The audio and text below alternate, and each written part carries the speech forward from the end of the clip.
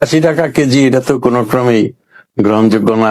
সেই ক্ষেত্রে আমাদের পার্শ্ববর্তী দেশ ভারতে অনেক দাম কম, সেখান থেকে আমদানি করে আমাদের বাজারকে একটা ক্রয় ক্ষমতার মধ্যে সাধারণ মানুষের যুক্তিসঙ্গত একটা দামে নিয়ে আসতে হবে। আমাদের এখানে আমাদের যে রাজ্য সরকার আর সেন্ট্রাল গভর্নমেন্ট যা পরিস্থিতি করেছে, আমাদের পেঁয়াজের দাম একদম না। এখানে 2 টাকা কিলো পেঁয়াজ আমরা কিনে দিচ্ছি, আর বাজারে একদম পেঁয়াজের দাম বেশি। এখানে পেঁয়াজের দামে আমাদের একদম শেষ করে দিচ্ছে। এখানে 2 টাকা কিলো, আর ভালো বেশ যেটা ওইটা 8 টাকা 10 টাকা। বাজারে বাজারে তো 15 টাকা 16 টাকা বিক্রি হচ্ছে। এখন কি করবে? বাংলাদেশ এক্সপোর্ট করার কথা ছিল, কিন্তু সরকার এক্সপোর্ট করলো না বাংলাদেশ। এখন কি করবে?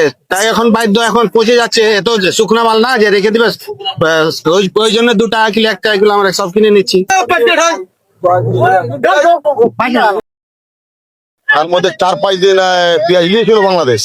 সেই আসাতে আমরা নাসিক, এমপি, ব্যাঙ্গালোর থেকে অনেক, প্রায় আমি 60-70 গাড়ি পেঁয়াজ এসেছিলাম, 2টা গোডাউনে রেখেছিলাম স্টক। মানে আজ খুলবে কাল খুলবে করতে করতে এখন মধ্যে পেঁয়াজ নিল না। সেই জন্য আমাদের কোথায় গেছে 50 গাড়ি মাল স্টক করেছিলাম। এখন অবস্থা বাংলাদেশের আশাই করেছিলাম, বাংলাদেশের সরকার নিল না, আমাদের ক্ষতি হয়ে গেল। বাংলাদেশের সরকার নিল না, আমাদের ইন্ডিয়া সরকার দিচ্ছিল, বাংলাদেশ সরকার নিল না পেঁয়াজ 24 সালে। আমাদের ইন্ডিয়া সরকার তো কোনো আমাদের পেঁয়াজ বন্ধ করেনি, সম্পূর্ণ বন্ধ করেছে বাংলাদেশের সরকার। প্রতি বছরও না, এবারও পেঁয়াজ আমরা স্টক করেছিলাম বাংলাদেশের উদ্দেশ্যে। কিন্তু দেখা গেল বাংলাদেশ প্রায় 2 মাস আগে 4-5 দিনের জন্য আইপি ইম্পোর্ট পারমিশন দিয়েছিল, আংশিক 30 টন 50 টন এভাবে কিছু পেঁয়াজ এক্সপোর্ট হয়েছিল। প্রায় সামথিং 4 বর্ডার দিয়ে অনন্ত 1000 গাড়ির মধ্যে এক্সপোর্ট হয়েছিল। এখন আমাদের বাংলাদেশ থেকে পরিষ্কার উদ্দেশ্য বার্তা আছে, ওরা পেঁয়াজ নেবে না। যদি আবার নাই তো পরবর্তী ওরা নোটিফিকেশনের মাধ্যমে জানাবে।